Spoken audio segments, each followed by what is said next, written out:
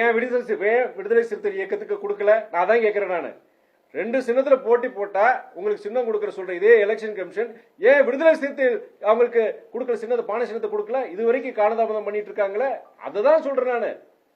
இவங்க election commission பொறுத்த வரைக்கும் முழுக்க முழுக்க ஒன்றிய பாஜகவுக்கு சாதகமா செயல்படுறாங்க. எதிர்கட்சியில் யாருமே சுதந்திரமா ஒரு நல்லபடியா தேர்தல் பரப்புரையில் ஈடுபடக்கூடாது, காலதாமதம் செய்யணும், என்னென்ன முட்டுக்கட்டைகள் போடணுமோ அதுக்குண்டான வேலை இப்பவே. எப்படி நாளைக்கு தேர்தல் அன்னைக்கு ஓட்டு பதிவு அன்னைக்கு சரி, வாக்கு எண்ணிக்கையும் சரி, என்னெல்லாம் பண்ண போறாங்க நம்ம தான் பார்க்க போறோம். ஆனா மக்கள் பொறுத்த வரைக்கும் எல்லாம் வேடிக்கை பார்த்துட்டு இருக்காங்க. அவங்க சும்மா இருக்க மாட்டாங்க.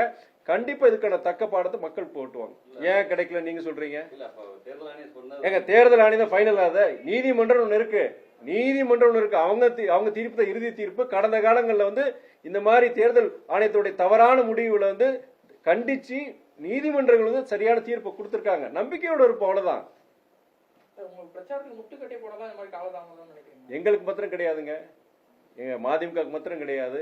விடுதலை சிறுத்தைகளுக்கு, நாம் தமிழர்களுக்கு, இந்தியாவில் இருக்க எல்லா மாநிலங்களிலும் இந்த பிரச்சனை நடந்துட்டு இருக்கு. எந்தெந்த வழியில அவங்க சிக்கல். இப்போ காங்கிரஸ் பாத்தீங்கன்னா அவங்க கடைசி நேரத்தில் வருமான வரித்துறையுடைய இதை சொல்லி அவங்களோட அக்கௌண்ட்ஸை ஃப்ரீஸ் பண்ணிட்டாங்க. இப்போ தேர்தலுக்கு அவங்க செலவு பண்றது கூட கையில காசு கிடையாது. இப்போ ஒவ்வொரு கட்சிக்கும் ஏதோ ஒரு விதத்துல ஏதோ ஒரு இதன் ரூபத்தில் அவங்க இடைஞ்சல் கொடுத்துட்டு இருக்காங்க ஒன்றிய அரசு. அதுக்கு எங்களுக்கு பொறுத்தவரைக்கும் தேர்தல் ஆணையம், மற்றவங்களுக்கு இன்கம் டாக்ஸா இருக்கலாம், EDயா இருக்கலாம், எதா இருக்கலாம்.